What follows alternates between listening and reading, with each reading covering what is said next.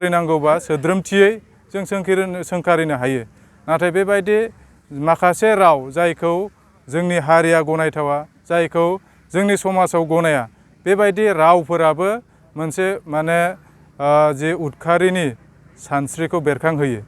जोहोलाव सोमला बसुमतारी मोनसे समनि दुलाराय बर' फरायसा आफादनि आफादगिरि आरो दिनैनि बे सानावनो मानगोनां बिथांखौ उदखारिफ्रा जाहाथे जौगासार हारि जोङो बुहुमाव सिनायथि होनो हायो।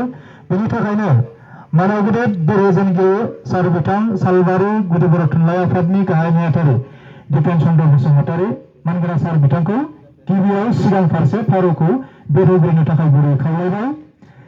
1, 2, 3 जोंनो नांगौ गोजोन, जोंनो नांगौ गोजोन, जोंनो नांगौ गोजोन, जोंनो नांगौ गोजोन। दुलाराय बर' फरायसा आफाद थांना थाथों, दुलाराय बर' फरायसा आफाद थांना थाथों।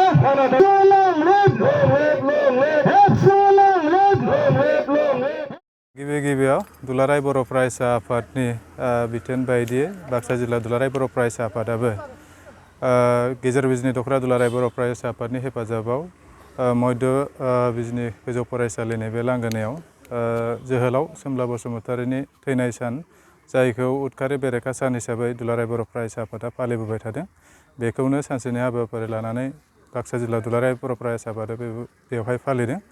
आरो बेवहाय जोंजों सोमला बसुमतारीनि मुसुखायाव बिबार बावजेनगिरि हिसाबै मोनसे समनि गेजेर बिजनि दख'ना दुलाराय बर' फरायसा आफादनि बारग' आफादगिरि आरो फोरोंगिरि सार बिनय केरकेटारि बिथाङा बाहागो लादों। लोगोसे सालबारि गुदि बर' थुनलाइ आफादनि गाहाय नेहाथारिजों लोगोसे गुबुन गुबुन बारग' दैदेनगिरि बिथांमोना बेवहाय बाहागो लादों। आरो बेहाय माखासे दख'राफोरा बाहागो लानानै दिनैनि हाबाफारिखौ जोङो बेहाय खुंफुंदों। आरो बिनि थांखिया मोनसेल' जे जोंनि गेजेराव उदखारि साननाय, उदखारि जे गोसो, बे जाहाथे जोंनि जायगायाव जायगा मोना। गोबां जोंनि गेदेर गोलाव सानसुमै बिथांमोनखौ जोङो जिउ खोमाबाय। गावजों गावनि गेजेराव एना एनि सानलायनाय, गावजों गावनि गेजेराव एसे जे नासयलायनाय, गावजों गावनि गेजेराव गोरोबलायै आरो गोरोबलायै थानायनि गेजेरजोंबो एखेबारे उदखारि साननाय, जिउ फोजोबनायसिम बे थासारिया जाहाथे फिन बर' माहारिनियाव जाहाथे सोमजिफिना। जों सुबुंखान्थि हादोरनि साफा साफा नागरिक, लोगोसे बर' माहारिनि मोजोमसे जोङो बर' माहारिनि सुबुं। आरो बे मोजोमसे बर' माहारियावबो गोबां गोरों गोरा सुबुंफोरा जोनोम लादोंमोन। आरो बिनिनो सोमला बसुमतारीया सासेमोन। आरो बिथांनि जि जुक्ति, बिथांनि जि सान्थौ, माहारिखौ सिबिनाय, माहारिखौ मोजां मोननाय, बर' थुनलाइखौ मोजां मोननाय, बर' थुनलाइखौ मोजां मोननानै बिथांनि सोरजिनायफोरा दिनैसिमबो गोसोखांजायो आरो दिनैसिमबो गनायथाव। आरो बेबायदि साइन्टिफिक ससियेलिज्म दानायाव सोमला बसुमतारीया सासे बिहोमागिरिमोन। दा बिनि थाखायनो जोहोलाव सोमला बसुमतारीखौ गोसोखांनानै फिन बेबायदि जाहाथे बर' माहारियाव सोमजिफिना, जायनि गेजेरजों जोंनि गोरों गोरा सुबुं, जोंनि गेदेर गोलाव सुबुंफोरनि जिउ जाहाथे खहा जाया, जों आसा खालामदों। आरो गासैबो बर' माहारिया बिनिफ्राय मोनसे लेसन जाहाथे लाफिनो। जों फिसा फिसा दायाव जाहाथे सोरखौबा जोंनि गेदेरफोरखौ बेबायदि नासयलायनाय, दा दिनैबो बे थासारिया दङ। नोंगौ दिनैनि समाव गुलि बारुद बेबायदि गैयाब्लाबो, नाथाय जि खुगानि राव बाहायनाय, ससियेल मिडिया, फेसबुक, वाट्सएपफोराव जेरैबायदि गेदेर गोलावखौ मान सनमान होयै, बेबो मोनसे उदखारिनि सान्थि आं सानो। दा बेनि थाखायनो जों सोरखौबा सोंखारिनांगौबा सोद्रोमथियै जों सोंखारिनो हायो। नाथाय बेबायदि माखासे राव जायखौ जोंनि हारिया गनायथावा, जायखौ जोंनि समाजाव गनाया, बेबायदि रावफोराबो मोनसे जे उदखारिनि सानस्रिखौ बेरखांहोयो।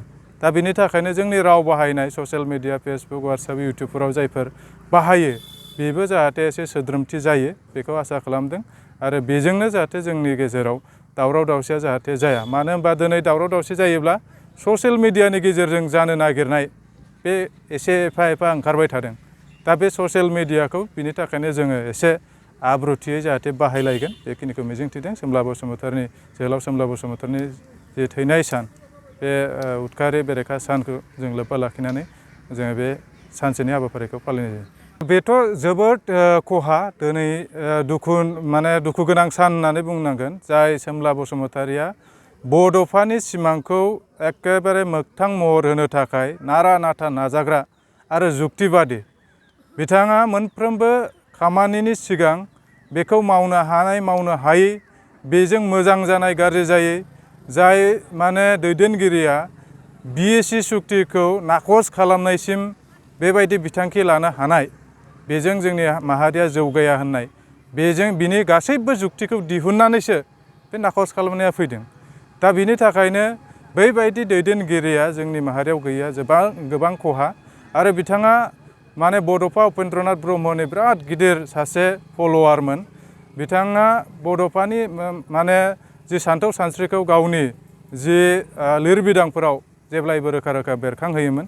फरायसाफोरखौ जेब्लायबो बुङोमोन concentration is the key of success बे बाथ्राखौ बुङोमोन। कनसेन्ट्रेसन प्रेक्टिस ओमफ्राय बे जोंनि थाखाय की अफ साक्सेस नङाबा जोङो साक्सेस जानो हाया। कनसेन्ट्रेसन थानांगोन सासे फरायसाया साफ्रोमबो मानसिया गावनि थांखिनि थाखाय जेब्लाबो कनसेन्ट्रेसना होनांगोन बिनि थाखाय बिनि सायाव सरसा खालामनांगोन आरो बेबायदिसो जोङो जौगासार जानो हायो। जिखिनि खामानि मावा मानो जों गोसो होथाबनाय बेजों लोगोसे बेखौ एसे बाहायनाय बेखौ प्रेक्टिस खालामबाय थानाय मा बिथिङाव नों जौगासार जानो हादों बेखौ जेब्लायबो बिथाङा फोरमायदोंमोन आरो बड'फाया बेबायदिखौनो गावनि जिखिनि फरायनाय खथा बेहाय रोखा रोखा लिरनानै लायो होननायखौ मोनसेल' आर्टिकेलाव नुवाखै आङो गोबां आर्टिकेलाव बिथाङा बे बे बानबुंथायखौ बड'फानि बानबुंथायखौ बेरखांहोदों।